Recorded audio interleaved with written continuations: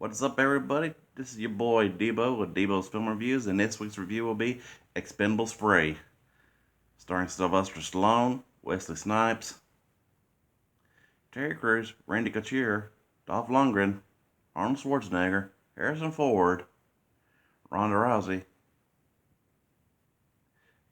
featuring Kelsey Grammer and Jet Li, among others. Overall, I gotta say, in comparison between the other two of the trilogy, trilogy as of so far, I really wish they get fourth one greenlit or something. And if any filmmaker, but in the film industry watching this, just for the love of God, don't make Expendables 4 PG-13 like you did this dumpster fire. I mean, who in their right mind thought that making a PG-13 sequel to an R-rated franchise was a good idea? I mean, sure, you compensated you compensated by an unrated cut, which wasn't much better, but by itself, Expendables 3 is a fun watch, but in comparison to the other movies, a watered down dumpster fire. I mean, I mean, even some missed opportunities for this one. Kind of like instead of all these Ronda Rousey and all those MMA pukes playing the new team after Barney Ross retires to stay from the guys after Hill Caesar gets killed by Stonebanks, who is played by Mel Gibson.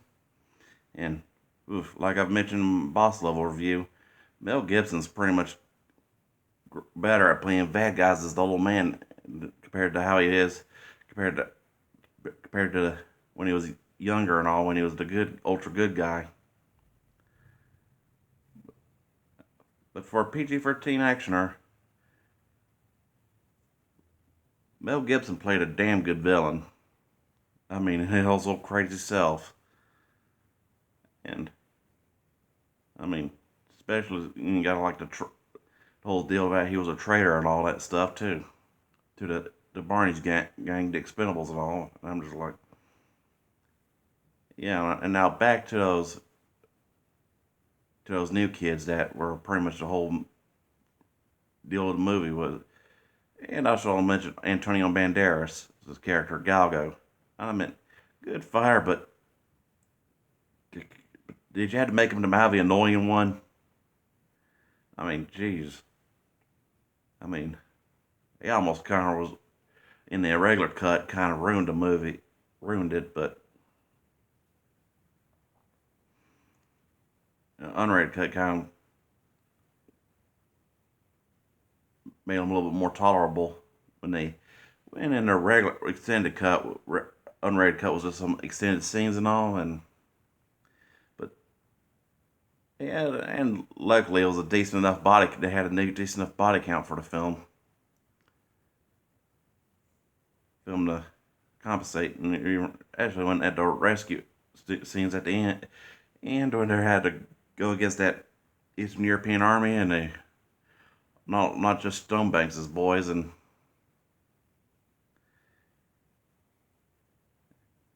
back to those miscasted MMA kids, and I'm just like, that was a wasted opportunity to yeah, if you're gonna make it about where Barney retires the old team. I mean, the guys we all know and love, like Hail Caesar, Toll Road, and Lee Christmas, and of course with Wesley Snipes, his character.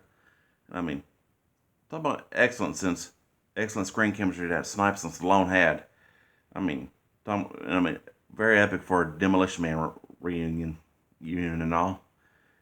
And now back to for once, how they were missed opportunity to do like some other older action stars, or let alone make the new guys the small screen heroes. I mean, come on, been a wasted opportunity to put like Jason David Frank, Lorenzo Lamas, Michael Dudikoff, and Fred Dreyer, along with Adrian Paul among the list. Hell, could have had Bruce Campbell and Danny Trejo in the film too. And alongside Firefly alumni Summer Glau and Adam Baldwin, who I might add is my favorite Baldwin. And of course, they should have made it R-rated. I mean, don't get me wrong. PG-13 had its fun, it was a fun romp and all, and had a good, fairly decent amount of action and all.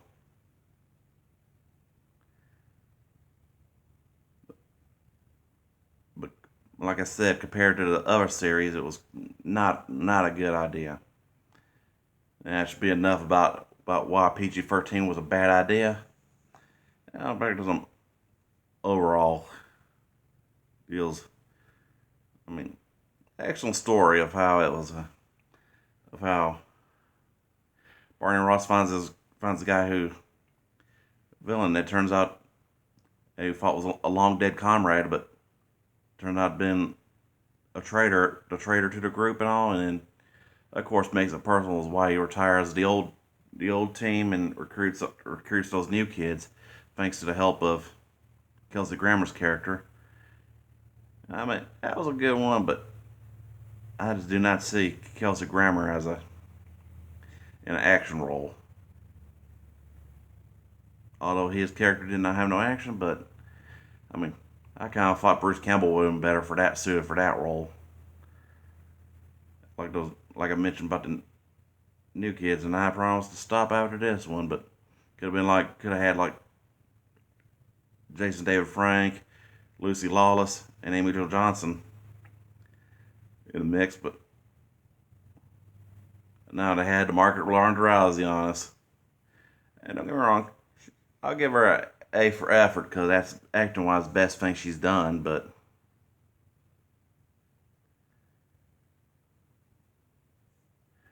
Expendables is supposed to be the old folks club. And it should have been like brought into the small screen heroes. I mean, imagine a sequel. How awesome it would have been if I had able to get someone like Alan Autry, who was best known as Bubba Skinner, in the club, or Bruce Campbell, Jeffrey Donovan, or Piper Perabo, or Hugh Dillon. Was in Flashpoint with Power Rangers actress Amy Jo.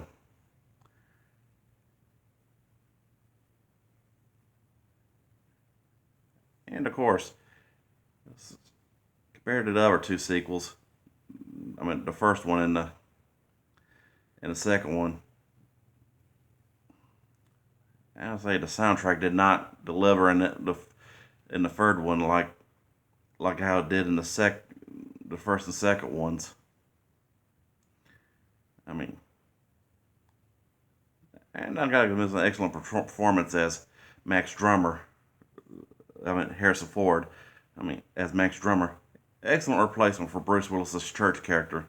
Now I just think they'll bring back Bruce Willis for the fourth one, where that or give him a spinoff and they call it Church Group, where Church starts his own team and all after being burned by the CIA. And overall,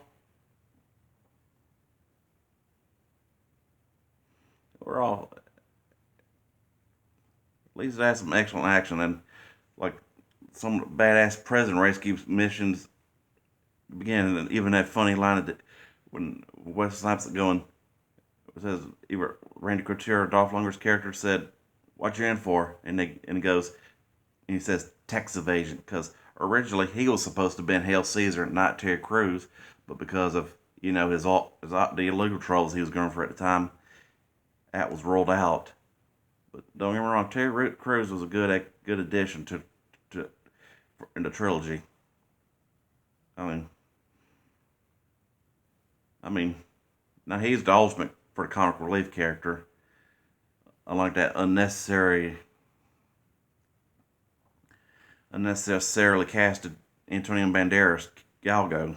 And I'm just like, I liked him in Assassins and Desperado and all, but he did not need to be the mouthy funny, try to be the funny one when they could have just made him just another ice cold killer like Stallone and Schwarzenegger's trench war.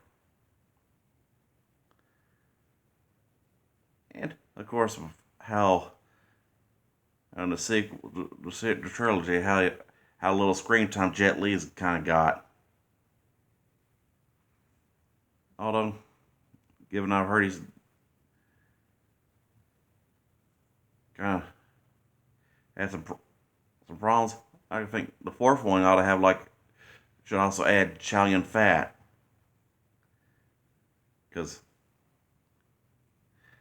which is surprising. Hell, at this point, they'll make John Woo direct a sequel at this point, because overall, I would give Expendables 3 at least a 3 out of 5, because it was like decent, but could have did better. I mean, it has some excellent scenes, and I already mentioned, and some epic badassery too. Of like some scenes where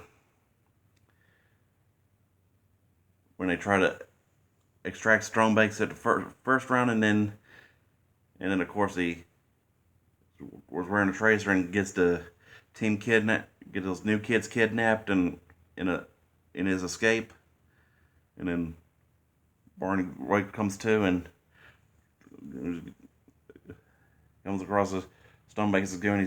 He just does a cowboy fanning all, and I mean, with that trilogy, that's the closest you ever see of Stallone doing a western. When his character's just the way he handles that 6-shooter, and man,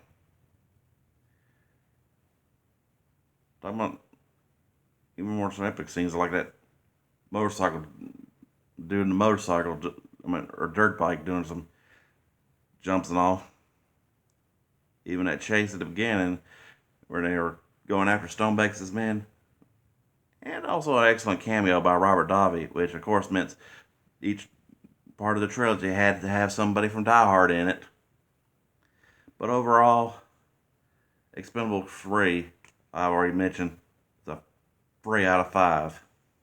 I mean, I'll give it an A for effort, but because I love the franchise as much as I do Bond and Star Wars and Fast and Furious, but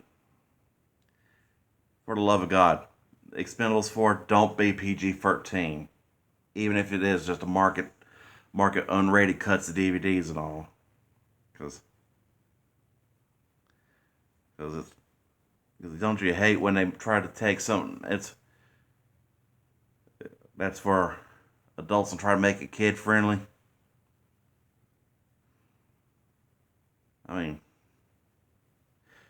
mean, hell, in the 80s they did RoboCop and Rambo got the kids series and all, but they didn't need to tone down the live action versions in order to pander to a group of Karens that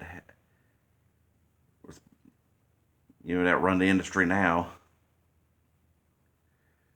But overall, it's a 3 out of 5. I hope y'all liked and subscribed.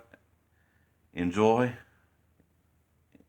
And leave some suggestions in the comment sections on what films I should review next.